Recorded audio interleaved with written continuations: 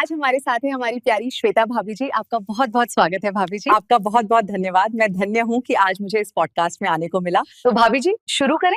yes. हाँ बिल्कुल शुरू कीजिए और हमारे YouTube फैमिली को और इंतजार न कराया जाए।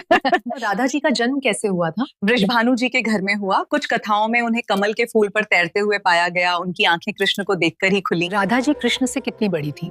राधा जी कृष्ण से करीब 5 साल बड़ी थी। फिर भी उनका प्रेम बचपन से ही बहुत गहरा और शुद्ध था। राधा और कृष्ण की पहली मुलाकात कब हुई? उनकी पहली मुलाकात बचपन में वृंदावन में हुई। राधा ने कृष्ण को देखा। राधा जी कृष्ण की बांसुरी की धुन पर कैसे प्रतिक्रिया करती थी? कृष्ण की बांसुरी सुनकर राधा जी मोहित हो जाती थी।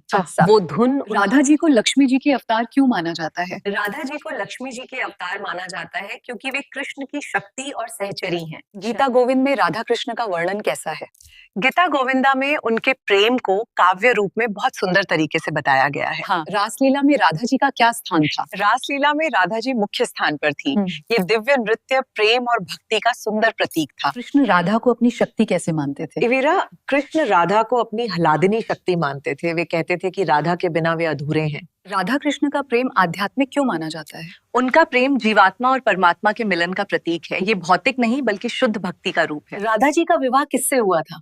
कुछ कथाओं में राधा जी का विवाह अयन घोष से हुआ बताया जाता है, लेकिन उनका मुख्य प्रेम कृष्ण के साथ था। राधा जी वृंदावन में क्या करती थी? इवीरा, राधा जी वृंदावन में गाय चराती, सखियों के साथ रहती और कृष्ण की लीलाओं में भाग लेती। कृष्ण मथुरा जाते समय राधा से क्या कहते थे? कृष्ण राधा को आश्वासन देते थे कि भौतिक दूरी के बावजूद उनका प्रेम कभी नहीं टूटेगा। भाभी, राधा जी की भक्ति का क्या महत्व है? इवीरा, राधा जी की भक्ति सबसे ऊंची मानी जाती है क्योंकि वे बिना किसी शर्त के कृष्ण को समर्पित थी। भाभी, चैतन्य महाप्रभु राधा कृष्ण से कैसे जुड़े? चैतन्य महाप्रभु को राधा कृष्ण का संयुक्त अवतार माना जाता है। उन्होंने उनके नाम का कीर्तन फैलाया। भाभी, राधा कृष्ण की मूर्तियां मंदिरों में साथ क्यों पूजी जाती हैं? इवीरा, क्योंकि वे एक दूसरे के पूरक हैं। उनकी जोड़ी दिव्य। भाभी, राधा जी का रंग कैसा वर्णित किया गया है? इवीरा, राधा जी का रंग सुनहरा या गौर वर्ण का बताया गया है। राधा कृष्ण की कहानी भागवत पुराण में कहाँ मिलती है?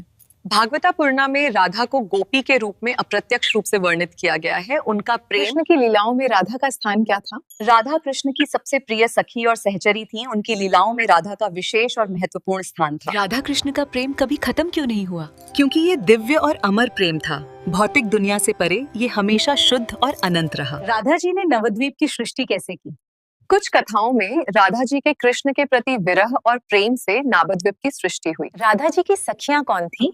राधा जी की 8 प्रमुख सखियां थी जो रासलीला और लीलाओं में उनके साथ रहती थी। राधा कृष्ण की कहानी से क्या सीख मिलती है? इससे शुद्ध प्रेम, समर्पण और भक्ति की सीख मिलती है।